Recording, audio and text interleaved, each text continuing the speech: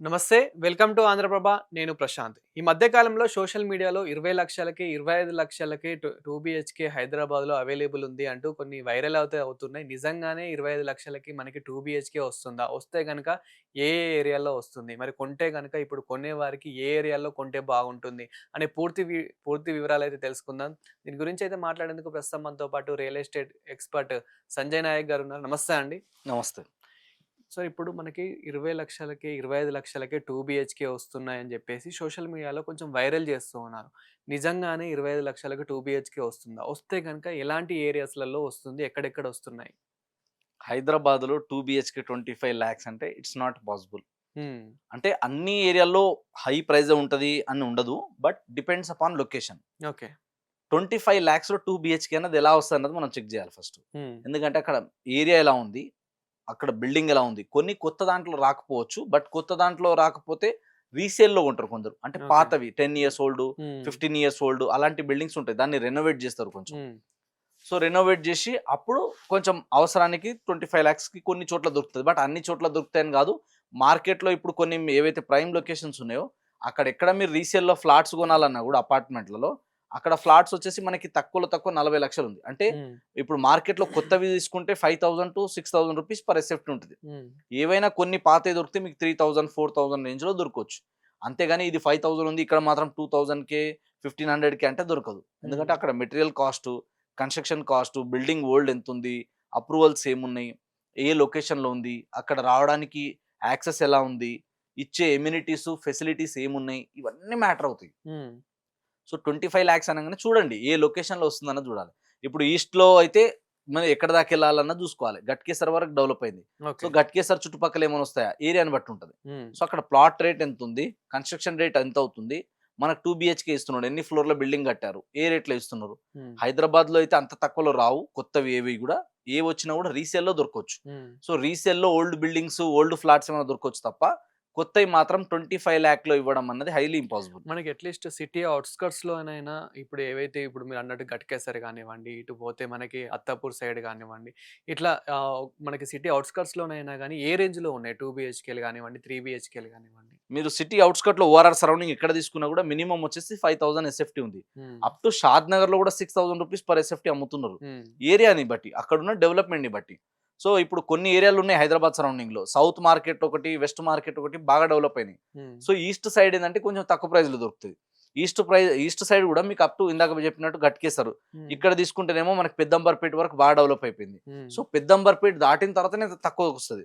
లేదా హయత్ నగర్ ఉంది, కుంట్లూరు ఉంది. ఇది దాటిన తర్వాత లోపలికెళ్తే ఎక్కడైనా వస్తాయి గానీ, మరీ 25 లాక్స్‌లో గూడా ఎక్కడ దొరకట్లేదు. హ్మ్. మినిమమ్ ఒక 30, 40 పెట్టుకుంటే ఏమైనా రీసేల్‌లో దొరుకుతాయి. లేదా కొన్ని బస్తీ టైప్‌లో ఏవైతే ఉంటాయో, హ్మ్. కొంచెం అనాథరైజ్డ్ లేఅవుట్స్ ఏవైతే ఉంటాయో, హ్మ్. లేదైతే చిన్న చిన్న బిల్డింగ్స్ ఏవైతే ఉంటాయో, అందులో అమ్ముతారు ఆ ప్రైస్‌కి తప్ప, కొత్త దాంట్లో ఇప్పుడున్న హెచ్ఎండీఏ రూల్స్ ప్రకారం, ఇప్పుడున్న జీహెచ్ఎంసీ రూల్స్ అండ్ రెగ్యులేషన్ ప్రకారం అన్నీ కట్టి మీకు సెట్ బ్యాక్స్ ఇచ్చి, ఆ హ్మ్. ప్రైస్‌లో అమ్మడం అనేది హైలీ ఇంపాసిబుల్. ఇప్పుడు మనం హెచ్ఎండిఏలో అందులో ఫ్లాట్స్ గాని, అందులో అపార్ట్మెంట్స్ గాని చూసుకున్నట్టయితే గనక, మోస్ట్‌లీ మనకి స్టార్టింగ్ నుంచే 2 బీహెచ్‌కే నుంచే స్టార్టింగ్ ఉన్నాయి. అంటే మనకి 1 బీహెచ్‌కే లాంటివి అసలు లేవు. సో, ఇప్పుడు 2 బీహెచ్‌కే కానివ్వండి, 3 బీహెచ్‌కే కానివ్వండి, హెచ్ఎండిఏ లేఅవుట్‌లో మనకి ఏ విధంగా ప్రైజెస్ ఉన్నాయి? నేను చూస్తున్నంత వరకు మార్కెట్‌లో ఎక్కడ చూసినా కూడా హైదరాబాద్ ఓఆర్ఆర్ ఇన్‌సైడ్ అయితే మినిమమ్ 4,999 నుంచే అబోవ్ ఉన్నాయి. అంతకు హ్మ్. మించి తక్కువలో అయితే ఎక్కడ లేవు. ఎందుకు తక్కువలో లేవంటే అక్కడ మీకు ఏమవుతది అంటే ల్యాండ్ కాస్ట్ ఉంటది. హ్మ్. మళ్ళా మీకు దాంట్లో యూడీఎస్ ఇయ్యాలి. అంటే అన్‌డివైడెడ్ షేర్ ఇయ్యాలి. హ్మ్. దాని తర్వాత నెక్స్ట్ వచ్చేసి ఏందంటే ఎన్ని ఫ్లోర్‌లు కడుతున్నాము. ఓకే. మెటీరియల్ కాస్ట్ ఎంత అవుతుంది. హ్మ్. తర్వాత వచ్చేసి అక్కడ మనకి అప్రూవల్స్‌కి ఏమేమి కాస్ట్ అవుతున్నాయి. సో, ఇవన్నీ ఉంటాయి కాబట్టి అవన్నీ చార్జ్ చేయాలంటే ఇప్పుడు 20, 25 లక్షలంటే ఇప్పుడు ఒక 5 ఫ్లోర్‌ల మనకి ఏదైతే ఇండిపెండెంట్ బిల్డింగ్స్ ఉంటాయో లైక్ మనం స్టాండ్ హ్మ్. అలోన్ బిల్డింగ్స్ అంటాం. ఈ స్టాండ్ అలోన్‌లో ఒక 400 గజాలు ఉందనుకోండి ఎగ్జాంపుల్. హ్మ్. 400 గజాలు మీకు ఎన్ని ఉంటాయి? మహా అయితే 10 ఫ్లాట్‌లో, 20 ఫ్లాట్‌లో ఉంటాయి. అంటే తలా ఒక్కొక్కరికి 20-30, 50 గజాలైతే వస్తది. హ్మ్. అంటే మీరు 25 లక్షలకి 50 గజాల భూమే రాదు. ఇంకా కట్టిన ఇల్లు ఎట్లా వస్తది? హ్మ్. సో, ఇవన్నీ ఉంటాయన్నమాట. కాబట్టి లీస్ట్ ప్రైస్ అయితే 4,999, 5,000 నుంచి 6,000, 7,000 ఇది బేసిక్ ప్రైస్. ఓకే. ఇక్కడ నుంచి కొంచెం లగ్జరీ వైపు కావాలనుకున్న వాళ్ళు, లగ్జరీ ఉండాలనుకున్న వాళ్ళు దానికున్న డిమాండ్ ఎప్పుడూ ఉంటది. హ్మ్. అవి కొంచెం ప్రీమియం ఉంటాయి. 10 అబోవ్ ఉంటాయి. 12, 15, 16, 17 వరకు ఉన్నాయి హ్మ్. Per SFT. So, depends upon location అది. కాబట్టి లీస్ట్ బడ్జెట్‌లో 2 బీహెచ్‌కే ఎక్కడ తీసుకోవాలన్నా 5,000 నుంచి అబోవ్ ఉన్నాయి. ఏమైనా రీసేల్‌లో తక్కువలో అవసరానికి అమ్ముకునే వాళ్ళు కొంచెం తక్కువకి అమ్ముతారు. అంతేగాని మరీ మార్కెట్ ప్రైస్కి సంబంధం లేకుండా చాలా తక్కువ రేట్లో అంటే ఎవరు అమ్మరు. ఇప్పుడు ఎవరైతే రీసేల్‌లో అమ్ముతున్నారో, సో, వాళ్ళు అసలు ఏ కారణాల వల్ల ఎక్కువ అమ్ముతున్నారు? మోస్ట్‌లీ కామన్ రీజన్స్ ఏంటి మీకొచ్చిన ప్రకారం అయితే? ఎందుకంటే అంటే డాక్యుమెంట్స్ కరెక్ట్ లేక అమ్ముతున్నారా? లేదంటే బిల్డింగ్ కరెక్ట్, వాస్తు కరెక్ట్ లేక అమ్ముతున్నారా? లేదంటే వాళ్ళ అవసరాల కోసం అమ్ముతున్నారు అనుకోవచ్చా? ఎగ్జాక్ట్ పాయింట్ చెప్పారు మీరు. హ్మ్. ఎవరైనా తక్కువకి ఎందుకు అమ్ముకుంటారు చెప్పండి? ఇప్పుడు ఒక ప్రాజెక్ట్ అంటే ఏదైనా ఒక ప్రోడక్ట్ మనం తయారవ్వడానికి ఎంత ఖర్చయింది? మార్కెటింగ్ ఎంతైతది? డిస్ట్రిబ్యూషన్‌కి ఎంతైతది? మనకి ప్రాఫిట్స్ ఏమొస్తది? ఎండ్ కస్టమర్‌కి ఎంతకు పోవాలన్నది ఒకటుంటది. అవును. సో, వీటన్నిటిని కంపేర్ చేసుకొని మాత్రమే మనం ప్రైస్ పెడతాం. ఒకటి హ్మ్. ఫిక్స్ చేస్తాం. సో, సేమ్ ఇది రియల్ ఎస్టేట్‌లో గూడా ఎట్లా వర్తిస్తదంటే, మీరన్నట్టు అన్ని కొన్నిసార్లు వాస్తు బాలేక కొందరు అమ్మేస్తారు. హ్మ్. కొన్నిసార్లు ఏమవుతది, అక్కడ మనకి లైటింగ్ అని, తర్వాత వెంటిలేషన్ గాని బాలేకపోవడం వల్ల కొందరు అమ్మేస్తారు. అవును. కొందరేందంటే నీడ్ ఉంటది అవసరాలకి. ఫర్ ఎగ్జాంపుల్ మా కూతురు పెళ్లి ఉంది అంటారు. హ్మ్. అదొక ఎమోషనల్. వాళ్ళకి డబ్బులు లేవు. డబ్బులు లేవన్నప్పుడు ఒక ఇల్లు అనేది సోర్స్ ఉంది. ఇదే హ్మ్. అమ్మేద్దాం అని ఆలోచన ఉంటది. ఇంకొందరు ఏం చేస్తారు, లేదు పిల్లలకి అబ్రాడ్ పంపియాలి. వాళ్ళకి ఫారెన్ ఎడ్యుకేషన్ కోసం అని చెప్పేసి డబ్బులు లేవు. లోన్‌లు తీసుకుంటారు. లేదా హ్మ్. లోన్‌లు కట్టలేకపోతున్నాం. అంతంత అమౌంట్ మేము బేర్ చేయలేము. సో, అలాంటప్పుడు కొంచెం అట్లా కూడా వచ్చేవాళ్ళుంటారు. హ్మ్. కొందరు ఏం చేస్తారు అంటే లైఫ్ స్టైల్ అప్‌గ్రేడ్ కోసం కూడా ఉంటారు. ఈ ఇల్లు ఓకే. చిన్నగా అయిందండి మాకు సరిపోతలేదు. పెద్ద ఇల్లు కడుతున్నాం. లేదా హ్మ్. పెద్ద ఫ్లాట్‌లోకెళ్ళిపోతున్నాం. షిఫ్ట్ అయితున్నాం. కమ్యూనిటీ మారిపోతున్నాం.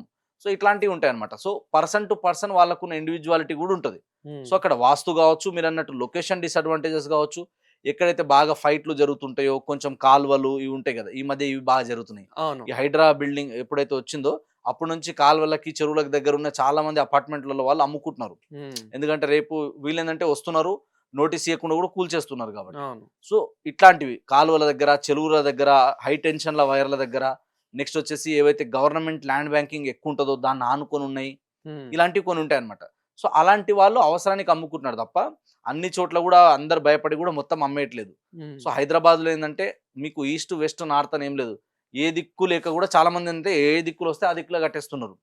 సో, ఒక రీజన్ ఒకటే పర్టిక్యులర్ థింగ్ మీద డిపెండ్ అయి ఉండదు. హ్మ్. ఎందుకంటే మార్కెట్‌లో ఒక్కొక్కరికి ఒక్కొక్క అవసరం ఉంటది. సో, ఒక్కొక్క దాన్ని ఒక్కొక్కలాగా వేరియేషన్ ఉంటది. సో, ఎవరి ఇండివిడ్యువల్ తగ్గట్టు, వాళ్ళ రిక్వైర్‌మెంట్ తగ్గట్టు, వాళ్ళకేదో పెయిన్ ఉంటది కాబట్టి దాని కోసం అమ్ముకుంటారు. So, okay. ఇవన్నీ ఫ్యాక్టర్స్ అనేది మేజర్‌గా ఇన్వాల్వ్ అయ్యి ఉంటది రియల్ ఎస్టేట్‌లో. పర్టిక్యులర్ ఈ ఒక్క రీజన్ వల్లనే మార్కెట్ స్లో డౌన్ గాని, పెరగడం గాని అంత అగ్రెసివ్‌గా ఉండదు. ఇప్పుడు మనకి మరీ 20,00,000, 25,00,000లో బిల్డింగ్ రాకపోయినా గానీ, 2 బీహెచ్‌కే రాకపోయినా గానీ, అట్‌లీస్ట్ రీజనబుల్ ప్రైస్‌లో మనకి హైదరాబాద్‌లో ఎలాంటి ఏరియాస్‌లలో ఉన్నాయనుకోవచ్చు? హైదరాబాద్ ఏరియాస్‌లో అంటే ఇప్పుడు వెస్ట్ మార్కెట్ అయితే బాగా అగ్రెసివ్‌గా ఉంది. హ్మ్. నెక్స్ట్ సౌత్ ఒకటి కొంచెం ఈస్ట్ సైడ్ ఎక్కువొస్తున్నారు జనాలు. తర్వాత నార్త్ సైడ్ గూడా తీసుకుంటే ఈ కోంపల్లి, సుచిత్ర ఈ ఏరియాలు బానే ఉన్నాయి. హ్మ్. సో, ఏరియాని బట్టి ఉంటదది. ఓకే. ఒకటేందంటే మనం ఎక్కడైనా ప్రాపర్టీ కొనే ముందు ఎవరైనా ఇన్వెస్టర్స్ కూడా ఎట్లా చూస్తారంటే ఒకటి వాళ్ళ జాబ్ లొకేషన్. హ్మ్.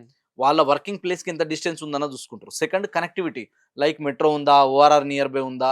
సో, హ్మ్. ఇక్కడ నుంచి మనకి ట్రాన్స్‌పోర్టేషన్ ఎంత టైం పడతదన్నది చూసుకుంటారు. దాని తర్వాత వచ్చేసి ఎమ్యూనిటీస్, ఫెసిలిటీస్ అన్నీ. అంటే పిల్లల కోసం స్కూల్స్ ఎక్కడున్నాయి? హ్మ్. కాలేజెస్ ఎక్కడున్నాయి? సో, వీటన్నిటికి ఎంత డిస్టెన్స్‌లో ఉన్నామన్నది చూసుకుంటారు. వాటిని బేస్ చేసుకొనెళ్లి ఇన్వెస్ట్‌మెంట్ చేస్తారనమాట. సో, ఇది పర్సన్ టు పర్సన్ మారిపోతది. సో, లొకేషన్ అనేది ఎవ్రి లొకేషన్ అన్ని గుడ్ లొకేషన్స్ కాకపోయినా హైదరాబాద్‌లో కోర్ ఏరియాస్‌కి నియర్ బై ఉన్న ఏరియాస్ ఎప్పటికైనా డెవలప్ అయితాయి. సో, అందులో ఒకటి ఇప్పుడు మియాపూర్ కావచ్చు, తర్వాత బాచుపల్లి గావచ్చు, ఇటు సుచిత్ర గావచ్చు, కోంపల్లి గావచ్చు, ఈ ఏరియాస్ ఉన్నాయి. నెక్స్ట్ ఇక్కడ తీసుకుంటే మనకి రాజేంద్ర నగర్ గావచ్చు, అత్తాపూర్ హ్మ్. గావచ్చు, శంషాబాద్ గావచ్చు, ఇవి బాగున్నాయి. తర్వాత తుక్కుగూడ బాగుంది. తుక్కుగూడ సరౌండింగ్ ఏరియాస్ బాగున్నాయి. నెక్స్ట్ వచ్చేసి మనకి ఉప్పల్ గాని, ఉప్పల్ సరౌండింగ్ ఏరియాస్ బాగున్నాయి. హ్మ్. ఎల్బీ నగర్ నుంచి కొంచెం ముందుకెళ్తే పెద్దంబర్పేట వరకు ఏరియా బాగున్నాయి. సో, డిపెండ్స్ అపాన్ లొకేషన్ వాళ్ళ రిక్వైర్మెంట్‌ని బేస్ చేసుకొని ఉంది. సో, ఇప్పుడు నెక్స్ట్ మార్కెట్ అంతా కూడా మెట్రో ఎక్కడైతే ఎక్స్‌పాన్షన్ అవుతుందో ఆ హైవేస్‌లో, ఆ రూట్‌లలో నెక్స్ట్ హ్మ్. ఓఆర్ఆర్‌కి కనెక్టింగ్ రోడ్స్, తర్వాత రేడియల్ రోడ్స్ ఎక్కడి నుంచి వస్తున్నాయో, ఆ ఏరియాలో ఎక్కువ డిమాండ్ అనేది ఉంటది. సో, మీ బడ్జెట్ తగ్గట్టుగా, మీ రిక్వైర్మెంట్ తగ్గట్టుగా మీకు ఎక్కడైతే సెట్ అవుతుందో ఆ ఏరియాని చూజ్ చేసుకొని అక్కడ ఇన్వెస్ట్‌మెంట్ చేస్తే బెటర్ ఆప్షన్. మనకి అపార్ట్‌మెంట్‌లలోనే గాకుండా, మనకి గేటెడ్ కమ్యూనిటీలో గూడా గాకుండా, ఓన్లీ ఇండిపెండెంట్‌గా గావాలి అని అనుకుంటే గూడా, ఇప్పుడు అసలు అవైలబుల్ ఉన్నాయా? ఎందుకంటే ఆల్రెడీ అన్నీ ఫిల్ అయిపోయినాయని జెప్పేసి మనకి ఎక్కువ తెలుస్తున్న వార్త. సో, అసలున్నాయా? మార్కెట్‌లో దొరుకుతాయి. ఎందుకంటే ఒక్కొక్కరికి ఒక్కో అవసరం ఉంటది కాబట్టి, వాళ్ళ అవసరాలకు తగ్గట్టు అమ్ముకునే వాళ్ళుంటరు. ఇంకా కొత్త కొత్త ప్రాజెక్ట్స్ వస్తూనే ఉంటాయి. హ్మ్. సో, దేనికున్న డిమాండ్ దానికుంటది. అపార్ట్‌మెంట్‌లలో ఫ్లాట్స్, లగ్జరీ కమ్యూనిటీ అన్నప్పుడు అందులో ఇచ్చే ఎమ్యూనిటీస్, ఫెసిలిటీస్ వేరే ఉంటాయి. దాని చార్జెస్ గూడా అలాగే ఉంటది. లేదు అంత అఫోర్డ్ చేయలేమన్నప్పుడు ఏం చేస్తారు? ఇండిపెండెంట్ హౌస్‌కొస్తారు. సో, ఇండిపెండెంట్ హౌస్ గూడా ఇంచుమించు అంతే అవుతది. హ్మ్. సో, అందులో గూడా ఏందంటే కాలనీస్ గాని, లొకేషన్ గూడా మ్యాటర్ అవుతది. మంచి లొకేషన్ ఉంటే ఒక ప్రైస్ ఉంటది. లేదు కొంచెం బస్తీ టైప్ ఉంది అన్నప్పుడు అక్కడ ఒక లాగుంటది. ఆ! లేదా కొంచెం ఇంకోటేం చేస్తారంటే స్టాండ్ అలోన్ బిల్డింగ్‌లో గూడా కొంచెం బెటర్ ఆప్షన్స్ ఎక్కడున్నాయి? Compare to gated communities stand alone లో కొంచెం ప్రైస్ తక్కువ ఉంటుంది. డిపెండ్స్ అపాన్ లొకేషన్, అక్కడ ఇచ్చే ఎమ్యూనిటీస్ ని బట్టి అలా కట్టుకునే వాళ్ళు ఉంటారు. లేదా కొందరు ఏం చేస్తారంటే ఇక్కడ నుంచి అమ్మేసి ఇంకో దగ్గర వెళ్ళి కొంచెం ప్రాపర్టీ ప్లాట్ లాగా కొని మెల్లిగా డెవలప్ చేసుకోవడానికి ఛాన్సెస్ ఉంటాయి. సో అది ఆ! పర్సన్ టు పర్సన్ మారిపోతుంది. సో హైదరాబాద్ కానీ హైదరాబాద్ సరౌండింగ్ ఏరియాలో లొకేషన్ని బేస్ చేసుకొని మన అవసరాలకు తగ్గట్టుగా మనకు రావడానికి పోవడానికి ట్రాన్స్పోర్టేషన్ ఎక్కడ ఈజీ ఉందో అక్కడ కొనుక్కుంటే ఫ్యూచర్ అప్రిషియేషన్ అనేది మీకు బాగుంటుంది. లేదా ఉండడానికి కూడా ఒక పీస్ ఆఫ్ మైండ్ ఉంటుంది. Thank you. Thank you.